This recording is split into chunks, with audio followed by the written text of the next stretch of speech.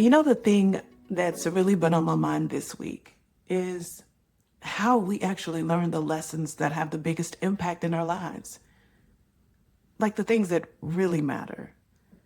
I think if you think about it, it's not often from textbooks or lectures, but from the moments that in that moment, we didn't even realize it was teaching us anything.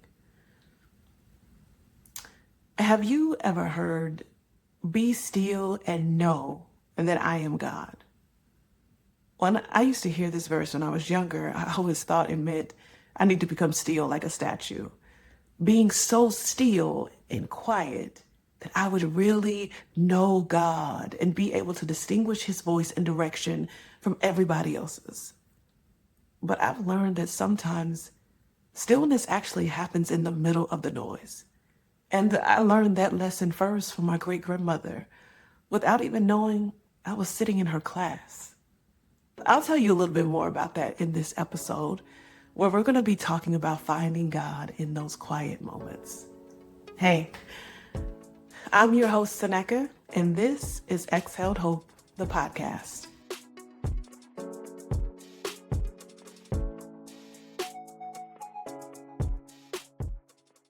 It is well. A hymn I heard as a young girl sitting on the church pew next to my great-grandmother, swinging my ruffled socks and patent leather shoes that I dared not get scuffed. I watched her as she sang harmony with the chorus and began to sing as water began to grow heavy in the envelopes of her eyelids, tears forming trails down her cheeks, yet she smiled. And it was there that she taught me that "it is well" had nothing to do with my circumstances and everything to do with my faith in the one in whom which I believed. Those tears taught me that even when my life looks less like a bed of roses and more like a battlefield where war is raging, I will sing "it is well" because his truth is unchanging. And when my faith is as far apart as Pluto is to Mars, his faithfulness is close and consistent, even when mine is distant. Yet my soul sits at peace, knowing he's picking up my broken pieces shattered by this broken world. He's promised me to make me whole, and it is well with my soul. And even when my enemies tried to defeat me, he promised me victory. And if I just keep still, he'd fight for me. That's a portion of a piece I wrote about that moment. I didn't know then how impactful the moment would be to me now. I was just a little girl, struggling to sit still during church service and keep my shoes from getting scuffed up. But my eyes watched her having this conversation with God through a song. The way she sang through her tears, how her face held pain and peace simultaneously. How she wasn't moving, she wasn't swaying, she was not tapping her feet. Even with a church full of singing voices and arms being raised in praise, she was still and quiet. But her emotions were speaking volumes. I think so often we try to find God in the loud, thunderous voice we imagine from biblical story depictions. And I do believe that he has the power to speak loud and boldly. His voice can even etch words in stone, or they can come through small whispers like a spring breeze. But I've also learned that he speaks not just through his voice and his word, but through song, through nature, through poetry. Maybe God doesn't speak to us through presentations and PowerPoints, or maybe he does for you. But he comes through music, through watching those you love, through creative expressions where you didn't even see the message coming. Honestly, I think that's how God often speaks. Not in the loud and the obvious, but in a hymn you've heard since you were a child that suddenly hits different in adulthood. I can remember having a really bad day, and it felt like everything was going wrong. My husband was out of town, work was crazy, the kids were bickering like usual, and I'd actually gotten some really not so great news that day. And I was just over it. I was over it.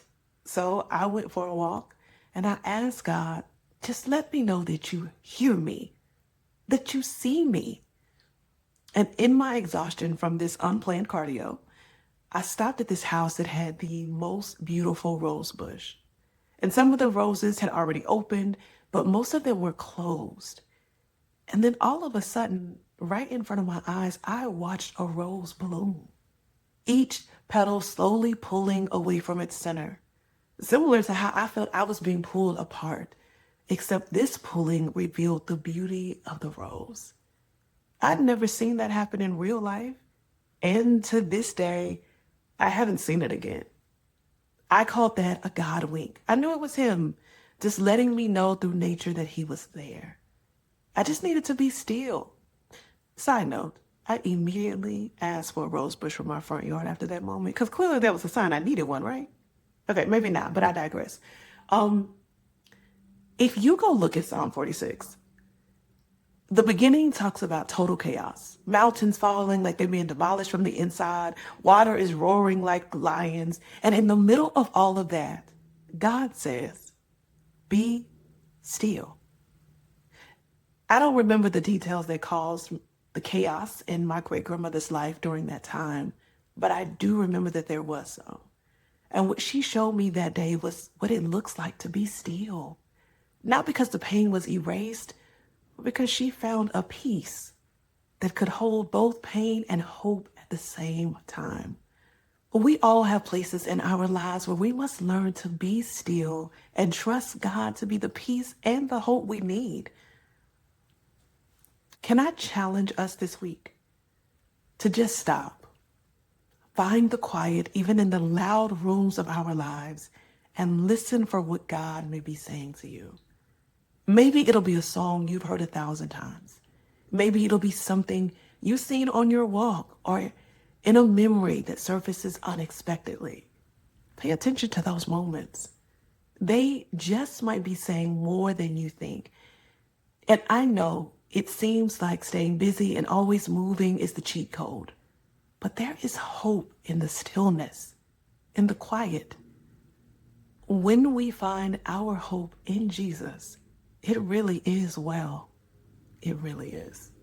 Until next time, find a quiet spot and just rest in it. This is Exhaled Hope.